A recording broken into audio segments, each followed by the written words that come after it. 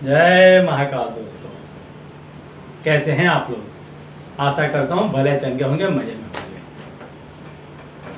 दोस्तों, यदि ज़्यादा ही तकलीफ़ें सता रही हों तो एक बार देख लेना चाहिए कि कहीं आपके शनि तो आपको ज़्यादा कष्ट नहीं दे रहे हैं, कहीं शनि आपकी राशि में वक्री होकर के तो नहीं चल रहे हैं, या शनि की कोई पनौती तो नहीं चल रही है। इस पर भी विचार अवश्य कर लेना चाहिए।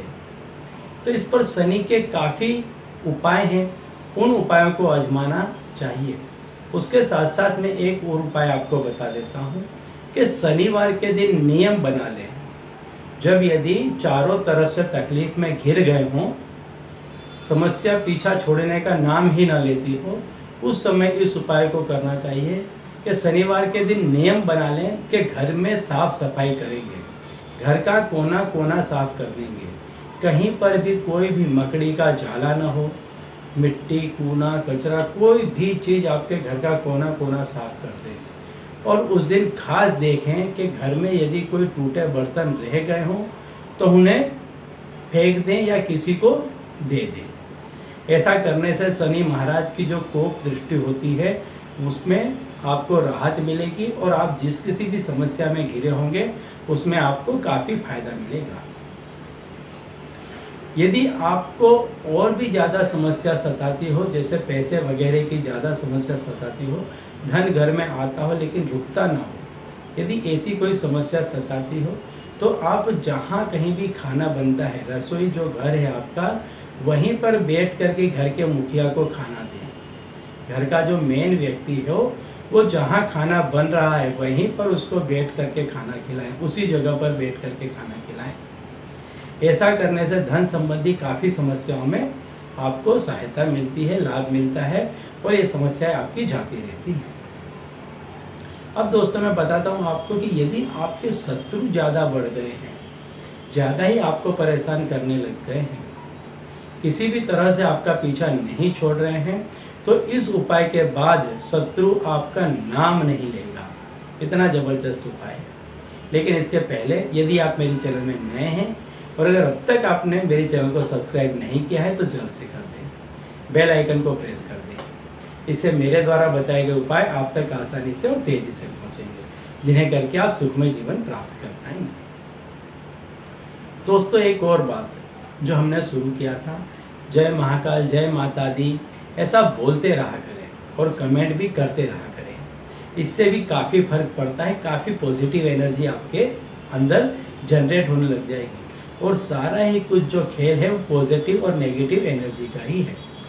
तो नेगेटिव एनर्जी से मैं बता दूं कि कोई भी ऐसी जगह जैसे मंदिर है, इस जगह पर आप जाएंगे तो आपको वहाँ पर भरपूर पॉजिटिव एनर्जी मिलेगी। बाग बगीचे में जाएंगे, वहाँ पर आपको भरपूर पॉजिटिव एनर्जी मिलेगी। लेकिन यदि आप शमशान ग्रह में जाते हैं, किसी ऐसी जगह पर चले जाते हैं, किसी खंडहर जगह में चले जाते हैं, तो वहाँ पर जाकर आपको एक अजीब सा खालीपन अंदर से महसूस होगा। कुछ जैसे चला गया है, कुछ टूट गया है, इस तरह की फीलिंग आपको आने लगेगी। तो इसी से संबंधित मैं उपाय आज आपको बताता हूँ कि यदि आपको कोई व्यक्ति ज़्यादा ही परेशान कर रहा हो तो बहुत छोटा सा उपाय है। एक सफ़ेद चौकोर कागज़ का टुकड़ा ले लें, उसमें कुछ प्लेन होना चाहिए, लीटी वगैरह होनी नहीं चाहिए, और उसमें काली पेन से सिर्फ उसका नाम लिख लें। अब किसी भी शमशान भूमि के पास से यदि आप गुजर रहे हैं तो क्या करें, 2 मिनट के लिए शमशान के बाहर खड़े हो जाएं और उस व्यक्ति का नाम लें। 7 दफ़े अपने सिर से उस नाम को वार करके सीधे हाथ से शमशान भूमि के अंदर डाल दें, उसकी दीवार के अंदर डाल दें। बस वहीं से लौट जाएं। आप जिस दिशा में आगे बढ़ रहे थे आपको उस दिशा में आगे नहीं बढ़ना है, आपको लौट जाना है। भले फिर आपको कहीं से भी घूम के जाना पड़े, लेकिन वहाँ से आप लौट जाएं। आप देखेंगे आपका जो कोई व्यक्ति पीछा कर रहा था, चाहे दुआ थी, टोना टोटका कोई व्यक्ति था, उस ही समय से वो व्यक्ति आपका पीछा छोड़ देगा। इतना ज़बरदस्त उपाय है।